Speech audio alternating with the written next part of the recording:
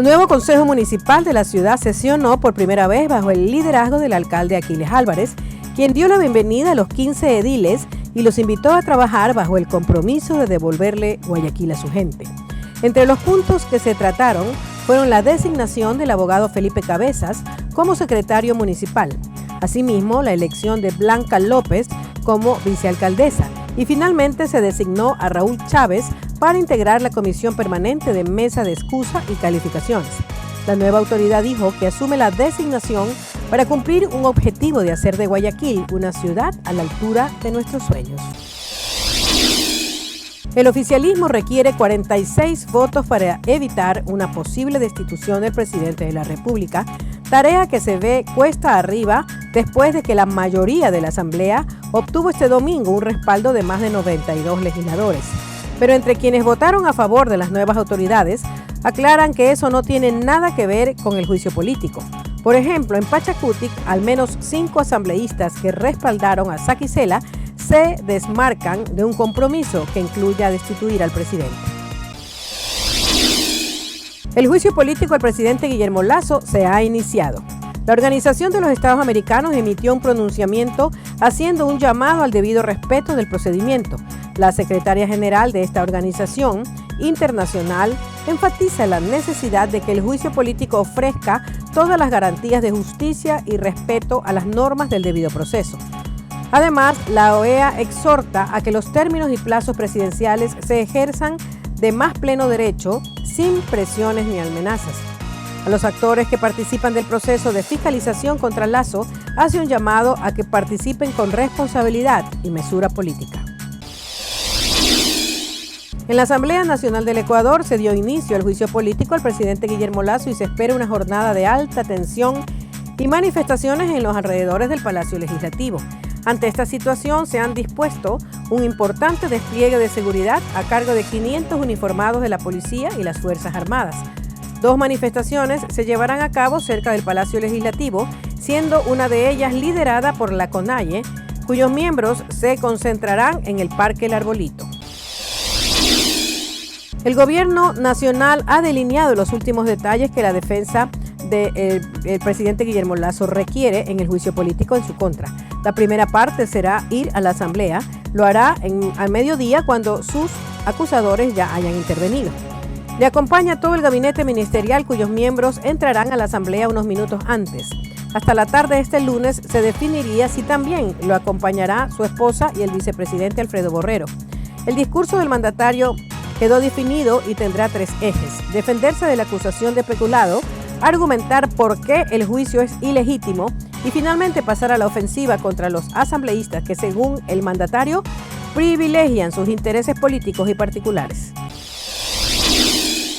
Tras el atentado contra el alcalde de Durán, Luis Chonillo, el lunes pasado, el gobernador de la provincia del Guayas, Francesco Tabaqui, lamentó lo ocurrido y aclaró que hay 2 miembros de la Policía Nacional gravemente heridos. Asimismo, indicó en torno al ataque que tiene que decir basta de lo que está ocurriendo, y la policía y las Fuerzas Armadas tienen que tener claro que cuando los derechos humanos de los inocentes son vulnerados por los terroristas, inmediatamente tienen que usar sus armas letales para proteger a los inocentes. La tarde del lunes pasado, la Policía Nacional capturó a Peter Calo en la parroquia de Yoa, en el suroccidente de Quito. Fue puesto a las órdenes de la autoridad competente. Juan Zapata señaló que tras las labores ejecutadas por parte de la Policía Nacional, permitieron la captura de Calo. Zapata indicó que Peter Calo se había retirado el dispositivo electrónico dispuesto por un juez como medida sustitutiva de la prisión. 98 denuncias por extorsión de vacunadores se han registrado de enero a abril del 2023 en Quito. Según datos de la Policía Nacional, 51 presuntos delincuentes han sido detenidos durante los 4 primeros meses del año. En Quito, barrios del centro, norte y sur se han convertido en los objetivos de las bandas delincuenciales. El modo de operar es realizar un primer acercamiento a los locales comerciales y dejar panfletos con comunicados.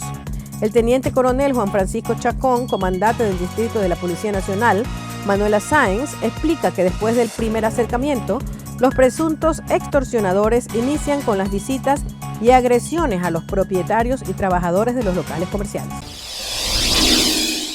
Una persona que había sido secuestrada y por quien pedían $10,000 de rescate fue liberada gracias a la presión de la Policía Nacional. El operativo se cumplió el 13 de mayo pasado en Manta, provincia de Manabí. El jueves 11 de mayo, aproximadamente a las 22:15, la esposa de la víctima recibió una llamada de carácter extorsivo a través de WhatsApp de su pareja. Los secuestradores exigieron la suma antes mencionada a cambio de dejar en libertad al hombre. Los uniformados se trasladaron hacia el sitio identificado en la vía La Refinería, El Aromo, y aquí hallaron al ciudadano abandonado en un camino de tercer orden. De inmediato lo trasladaron hasta una casa de salud para su valoración médica, luego se reunió con su familia. El ataque al alcalde de Durán, Luis Chonillo, dejó una segunda víctima mortal, informó la Fiscalía General del Estado. La emboscada en contra de la caravana del funcionario ocurrió el lunes pasado, 15 de mayo, cuando se dirigía a la primera sesión del Consejo Municipal. Tras el ataque, las autoridades informaron que 6 personas heridas, entre ellas 2 policías. Horas después se informó del deceso del cabo segundo de policía, Jorge Tama. Sin embargo, el número de víctimas fatales se elevó, según informó la Fiscalía.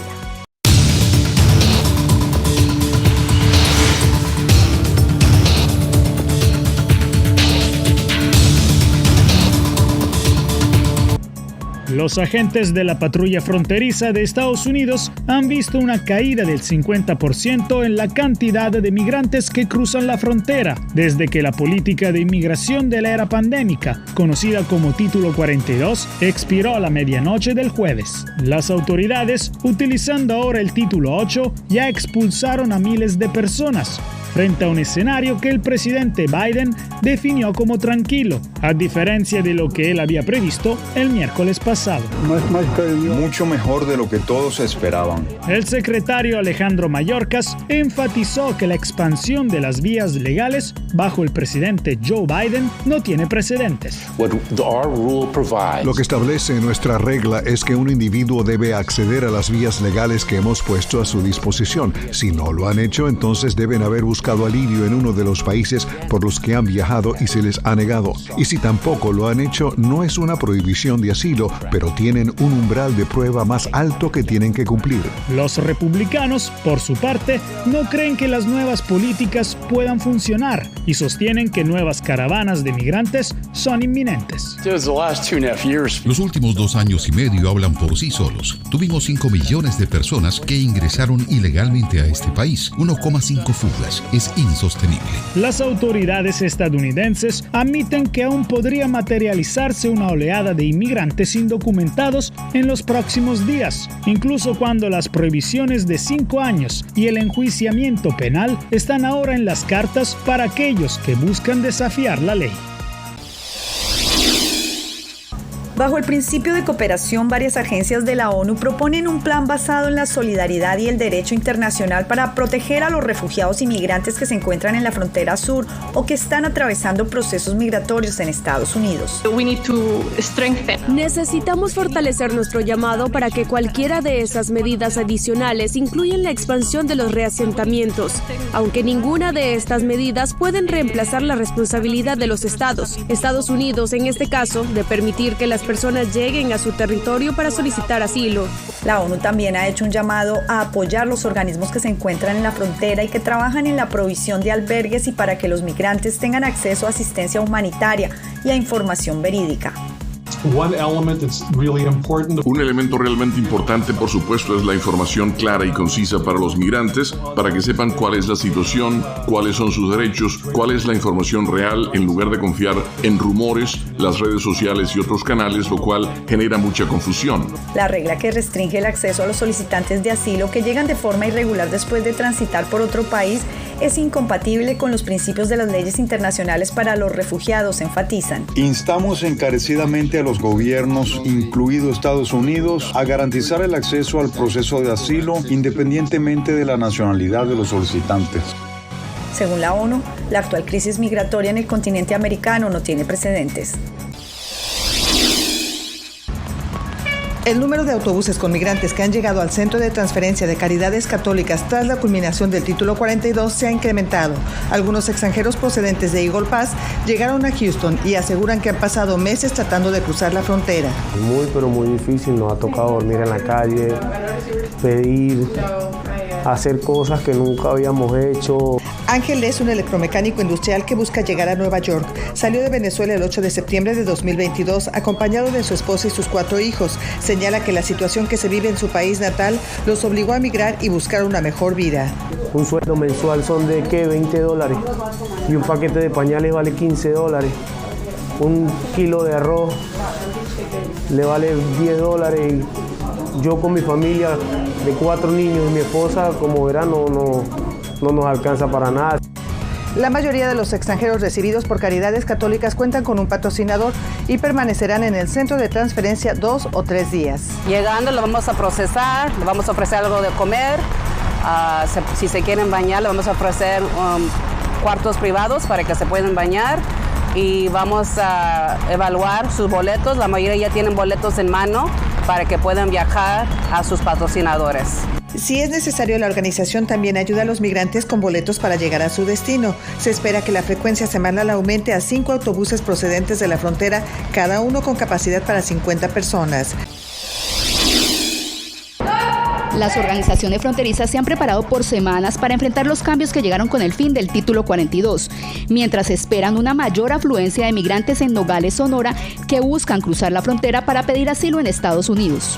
El gobierno de los Estados Unidos ya ha emprendido estas acciones para tratar de restringir o limitar más el derecho al asilo. De Velasco viajó a Ecuador y Colombia para informar a la población migrante de lo que les espera cuando lleguen a la frontera entre Estados Unidos y México. Para asegurarnos de que el mensaje llegue de manera veraz, de manera correcta, porque hay mucha desinformación allá afuera. En Nogales, Sonora, el ambiente que se vive es de incertidumbre tras el fin del Título 42. Que dicen que ahorita que va a ser más difícil para el inmigrante. Andrea Duarte salió de Venezuela en noviembre. Lleva meses intentando conseguir una cita a través de la aplicación CBP One y ahora teme que con las nuevas reglas no pueda cruzar a Estados Unidos. Es muy estresante, de verdad. Aquí también han venido psicólogos porque de verdad, o sea, problemas uno con la familia, que si algo aquí o...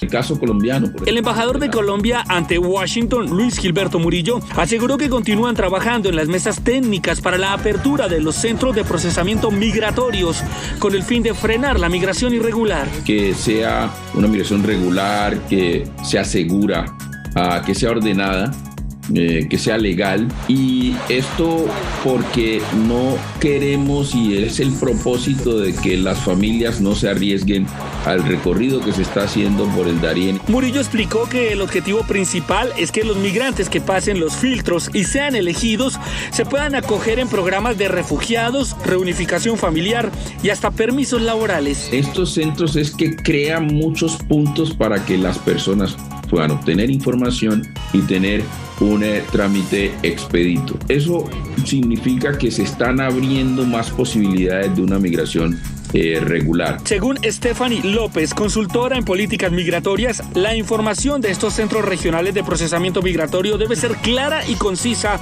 para quienes deciden realizar el proceso, y afirma que sería fundamental que se abran en otros países de la región. Como Chile o como Perú, y efectivamente el principal que tenemos en Latinoamérica, que es Venezuela. Solo nomás nos pusieron nuestros datos y ya nomás, y ahí solo nos llamaron y para que nos deportaran. Esta mujer fue uno de los últimos retornados bajo el Título 42. Del 2 de septiembre de 2021 hasta el 11 de mayo de 2023, fueron 61.433 los guatemaltecos retornados bajo esa medida migratoria. Sin embargo, autoridades han indicado que los vuelos de deportados continuarán con el Título 8. Ver cuántos realmente van a ser las estadísticas que marquen para poder programarnos nosotros en recibir a los hermanos guatemaltecos deportados bajo Título 8. Aunque aún no hay mayores detalles de cómo funcionarán los centros de procesamiento migratorio anunciados por el gobierno de Estados Unidos, el canciller aseguró que eso no significa que Guatemala se convierta en un tercer país seguro. Guatemala no es un tercer país seguro y jamás será un tercer país seguro. Y ante la posible llegada de más migrantes, también se han reforzado las fronteras. Principalmente con la frontera sur de Guatemala. Tenemos unidades desplegadas en el área. Se sabe que la Agencia de la ONU para los Refugiados, ACNUR, y la Organización Internacional para las Migraciones, OIM, participarán en el funcionamiento de los centros regionales de procesamiento junto al gobierno de Guatemala, pero por ahora no se define cuántos serán, dónde y cómo funcionarán. Aunque la investigación sobre la causa de la tragedia registrada hace una semana en Brownsville todavía no ha concluido, organizaciones hacen un llamado a los migrantes que fueron víctimas y testigos para que permanezcan en la zona porque podrían optar a un nuevo estatus legal. Ellos prácticamente al instante, pueden cambiar su estatus a una visa U. El proceso que ellos tienen que seguir, ¿verdad? Tiene que ser certificado por el fiscal del condado, quien apoya a las víctimas en eso, y ellos certifican para que ellos puedan cambiar su estatus. Este tipo de visa ha sido reservada para las víctimas de abuso físico o mental o testigos de algunos crímenes ocurridos en territorio estadounidense y cuyo testimonio sea útil para las autoridades durante alguna investigación. Estados Unidos creó esta visa porque quiere que las personas indocumentadas que son víctimas de delitos ayuden a las fuerzas del orden público a resolver esos delitos. Obviamente, muchas personas indocumentadas quieren evitar interactuar con los funcionarios, estar en la policía, etc., porque tienen miedo de terminar en la Corte de Inmigración y ser deportados. Un proceso juicioso se sigue en la identificación tanto de las víctimas como de los testigos, y la información que dan debe aportar al caso. Hablamos con testigos en la escena y los detectives fueron a los hospitales y hablaron con las personas que resultaron heridas. Todas las demás declaraciones se están tomando, pero no están entrando en la investigación porque están diciendo exactamente lo mismo que los testigos que ya estaban allí. Turquía celebrará una segunda vuelta electoral en 2 semanas después de que ni el actual presidente Tayyip Erdogan ni su principal rival Kemal Kılıçdaroğlu obtuviera una mayoría absoluta en las elecciones de este domingo. Los resultados reflejan la profunda polarización que vive ese país tras las 2 décadas de Erdogan en el poder. Según especialistas, esta elección repercutirá más allá de Turquía y podría sacudir los mercados. Al menos 26 personas murieron en un accidente de tránsito al norte de México este domingo cuando una camioneta y un camión chocaron en una carretera entre las ciudades de Zaragoza e Hidalgo en el estado fronterizo de Tamaulipas, informaron las autoridades. Los fiscales y la policía aún no han confirmado la identidad de las víctimas. La Cruz Roja Nicaragüense estaba a solo unos meses de cumplir 90 años desde que fue fundada. Tras una decisión del oficialismo en la Asamblea Nacional, la institución humanitaria fue ilegalizada y ahora sus bienes serán administrados por el Ministerio de Salud. Según el Parlamento, la Cruz Roja estuvo del lado de los manifestantes durante el año 2018. Los actos acontecidos del año 2018 que atentaron contra la paz y estabilidad de la nación, algunas filiales de esta asociación actuaron en contra de estos principios. Organismos de derechos humanos sostienen que la decisión del oficialismo es en represalias porque durante los meses más violentos del conflicto, la Cruz Roja atendió a manifestantes que resultaron heridos. Y esta atención que brindó a las personas sin distinguir colores políticos, sin decir este es policía, este es manifestante, socorrió a todo el mundo. No estaba a favor ni del señor Ortega ni a favor de la oposición, simplemente estaba bajo una dirección humanitaria. La Cruz Roja Internacional expresó su preocupación por la disolución y confiscación de su filial nicaragüense. Esta situación podría poner en riesgo actividades humanitarias muy necesarias en el país, así como el trabajo del personal nicaragüense. En los últimos 5 años, más de 3.000 organismos sin fines de lucro han sido ilegalizados. Recientemente, el mandatario venezolano Nicolás Maduro estrenó un nuevo programa de televisión llamado Maduro Más, en el que difunde información política y social. Durante ese show, presentó a Cira, a quien describió como asistente y copresentadora. Saludos, señor presidente Nicolás Maduro, señores invitados y a toda Venezuela. Mi nombre es Cira. Fui creada bajo los parámetros de inteligencia artificial para acompañarlo. Triunfaremos. Se trata de una asistente virtual creada para interactuar con Maduro durante el programa. Expertos consideran que la idea puede captar televidentes, pero advierten que la inteligencia artificial también permite manipular la información. Lamentablemente, hemos venido observando cómo esto ha venido derivando más bien en el fortalecimiento de esos fake news, porque es una manipulación de imágenes donde muchas veces hasta el contenido que se presenta es manipulado y que tiende evidentemente más bien a desinformar a la población. El profesor de la Cátedra de Periodismo e Informativo de la Escuela de Comunicación Social de la Universidad Santa María, Alexis Antonio González, sugiere debatir la veracidad de lo que se presenta a través de esas figuras. Entonces hay que verlo con el mayor equilibrio posible para tratar de obtener lo mejor de la herramienta tecnológica y ver de qué manera podemos controlar las deficiencias o dificultades que puede generar. Maduro aseguró que su gobierno se mantiene atento a los fenómenos de la ciencia y de la tecnología, por lo que usará instrumentos como la inteligencia artificial para comunicar iniciativas. Con colores vibrantes, Roberto Gutiérrez crea imágenes de paisajes urbanos y la gente del este de Los Ángeles, donde creció, marcadas por sus vivencias y recuerdos. Pintar, dice, lo hipnotiza. Estoy en otro planeta. A sus 80 años, tiene una robusta colección de obras que han recorrido numerosas galerías.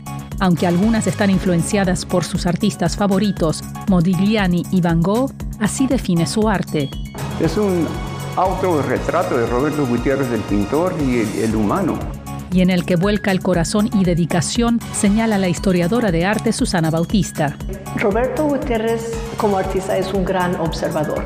Eso sobresale en su más reciente exhibición Un Día de Trabajo, donde destaca la labor de trabajadores latinos. Roberto los eleva a obras de arte para que todos los apreciamos y honremos.